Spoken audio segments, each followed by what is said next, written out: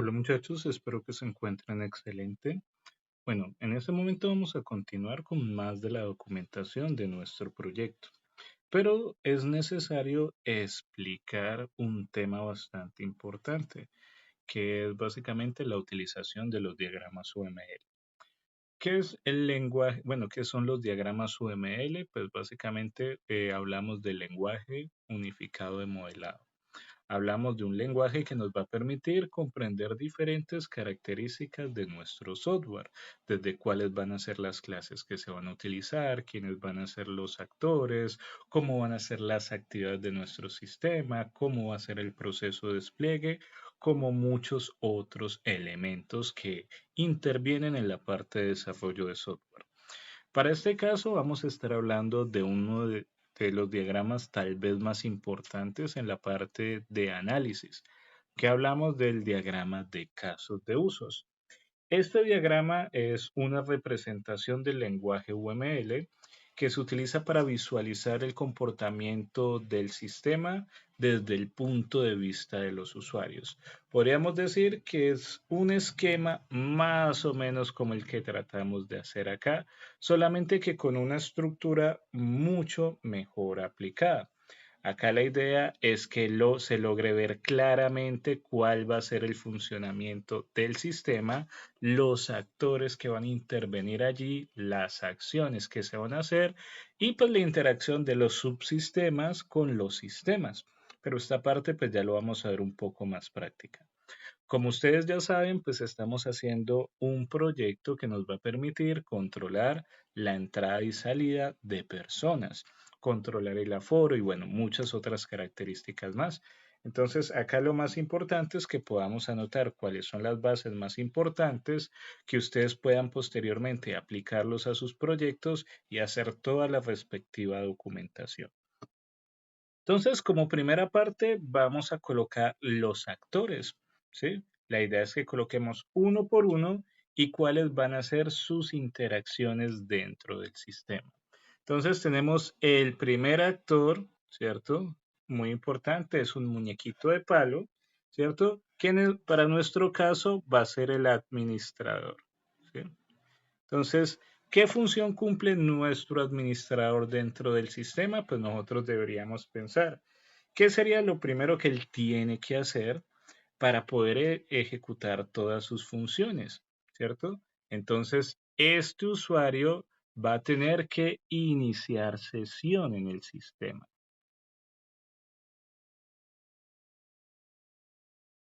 ¿Sí? Entonces, ¿qué va a pasar? Pues él va a colocar sus credenciales de acceso y a partir de allí, pues la idea es que le aparezca una serie de opciones para que él pueda ejecutarlas. ¿Sí? Entonces viene la gran pregunta. ¿Qué opciones nosotros le vamos a permitir a esta persona dentro de nuestra aplicación? Pues nosotros ya hemos hablado más o menos de estos aspectos. Digamos que la primera opción que él puede gestionar sería la parte de usuarios, ¿sí? La idea es que él pueda ver los usuarios que están en el sistema y pues a partir de allí, pues revisar si los datos son coherentes, si ha modificado algún dato sensible o bueno, hacer alguna modificación en caso que se necesite, ¿cierto? También, digamos que nosotros podríamos colocarle la opción de gestionar y nosotros podríamos decir, ve, gestionar operadores, ¿sí? ¿Por qué operador? Porque pues estas personas por lo general son rotativas. Entonces, hoy puedo tener el operador Juan, en la tarde puedo tener la operadora Vanessa, en la noche puedo tener el operador Leon. Entonces, pues cada uno va a ejecutar pues las acciones en tiempos determinados. Entonces, es bueno que él agregue, ¿cierto? Modifique. Pues la palabra eliminar no es... em, es un elemento que nosotros hagamos constantemente en bases de datos. Por lo general se deshabilita la persona. Entonces, pero pues llegado el caso que se requiera eliminar algún dato, de eliminar de que ya no exista, pues también lo vamos a mostrar, pero por lo general se deshabilita o se le niega el acceso o se oculta para que pues nuestra base de datos pues tenga una mejor organización. Y por último, pues nosotros podríamos hacer la opción de generar, ¿cierto? Un reporte. Esta persona pues va a poder ver diferentes tipos de reportes dentro de nuestro sistema, como puede ser el reporte de aforo, ¿cierto? No sé, un historial por fecha, ve qué operador estuvo de tal hora a tal hora, qué personas ingresaron de tal hora a tal hora, ¿sí? ¿Dónde se encuentra el usuario tal, el operador tal? ¿Sí? Llegado el caso que la aplicación sea mucho más grande para ese tipo de cosas. Entonces acá nosotros vamos a pensar en los reportes que pueda generar determinada persona. Entonces miren que acá ya tendríamos los requerimientos, ¿cierto? Para nuestro rol de administrador. Entonces yo voy a hacer una bolita acá indicando que esto es un caso de uso, otra bolita acá, esto es otro caso de uso, otra bolita acá, esto es otro caso de uso y este sería nuestro último caso de uso. Me gusta organizarlo de esta manera ya que pues fácilmente yo voy a poder ver que el administrador va a iniciar sesión y después de iniciar sesión pues va a poder hacer estas tres acciones. Entonces miren que la chévere que tiene el diagrama de casos de uso es permitirnos ese procedimiento. Este mismo proceso deberíamos hacerlo por todos los actores. Un ejemplo, pues vamos a tomar otro actor acá. Tenemos el actor operador, ¿sí? Entonces ya saben, es simplemente un muñequito de palo, ¿cierto? Y el nombre del actor, en este caso, operador, ¿sí? ¿Qué funciones debe hacer el operador? Pues más o menos funciones similares a lo que es el administrador. En este caso, él va a tener que iniciar sesión. Profe, puede ser la misma sesión de arriba, claro, los dos pueden ingresar desde desde el mismo panel. ¿Cuál va a ser la diferencia? Que cuando se autentiquen, de lógica manera, ahí se va a tener que revisar si es un usuario o si es el otro, y pues se le van a asignar los típicos permisos que tendría, ¿cierto? Entonces yo podría haber hecho una flechita directamente de acá hasta allá, indicando que él va a poder iniciar sesión. Sí, básicamente es uno de los casos de uso que comparten. Pero lo voy a hacer de esta manera, pues para diferenciar uno entre otro, pero pues podríamos haberlo hecho así. Ahora viene la gran pregunta. ¿Qué funciones son las que va a poder gestionar este operador? ¿Sí? Entonces, él va a estar controlando lo que es la entrada y la salida. Entonces, acá tenemos que colocar un verbo bastante claro. Entonces, voy a colocar la palabra registrar, ¿cierto? Lo que es la entrada, voy a colocar la E y la salida, ¿cierto? Para mi sistema, pues voy a colocar la I y la O, ¿cierto? Dejen en comentarios si saben qué significa la I y la O, pero pues posteriormente lo vamos a analizar o podríamos colocar un 1 o un 0, analizar eso, si ustedes básicamente gestionan eso. Entonces, la función principal de él es registrar la entrada y salida, ¿cierto? Entonces, simplemente sería esas dos funciones, ¿no? Porque él también va a tener un reporte. ¿Cuál reporte? Pues él tiene que poder ver la cantidad de aforo que tiene la institución. Puede ver, podría consultar usuarios para validar los datos que están ingresando. ¿Sí? Entonces, acá vamos a colocarle, a pesar de que podríamos hacerle una flechita directamente al de gestionar reporte, ¿cierto? Porque pues es un caso de uso similar, pero lo voy a colocar acá por aparte, simplemente porque pues él va a tener sus diferentes reportes que pueden ser distintos a los del administrador, ¿sí? Entonces, me gusta por lo general, en mi caso, separarlos, ¿cierto? Para nosotros simplemente hacer un seguimiento. Y pues muy importante recordar que estos son casos de uso, van en una bolita, esta bolita pues básicamente va interconectada con los diferentes conectores o enlaces y pues indican quién puede hacer qué cosa. Entonces, miren que acá ya tendríamos un poco más claridad de lo que haría nuestro sistema. Ahora tendríamos un último usuario. En este caso, ese último usuario, ¿cierto? Bueno, ese último actor, porque la palabra actor es la palabra adecuada, es el usuario, ¿sí?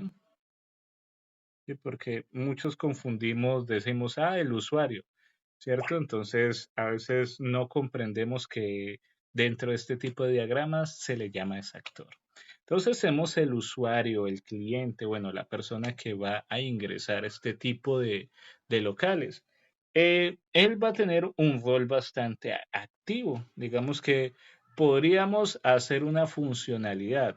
Tengan en cuenta que esto podríamos decir que es un sistema. ¿Cómo así que esto puede ser un solo sistema? Sí, esto podría ser la aplicación uno,